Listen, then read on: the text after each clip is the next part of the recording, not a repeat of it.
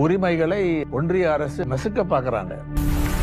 இப்பொழுது புதிதாக ஒரு இடத்தில் தீபம் ஏற்ற வேண்டும் என்று you have to pick your battles என்று சொல்வார்கள்.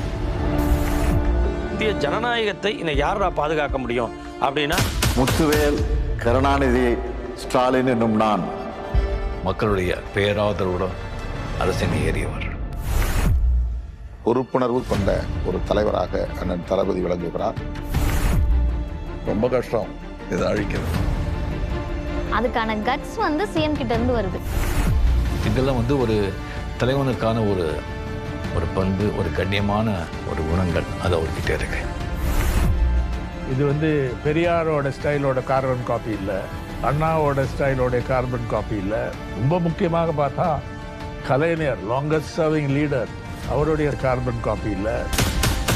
அவருடைய style totally different. We will survive and we will continue. இதுதான் தொடர்ச்சி, இதுதான் நிஜ சமூக நீதியின் தன்மை. கன்னியாகுமரி மண்ணிலிருந்து டெல்லியின் மாளிகை வரை இந்த செய்தி எதிரொலிக்கட்டும்.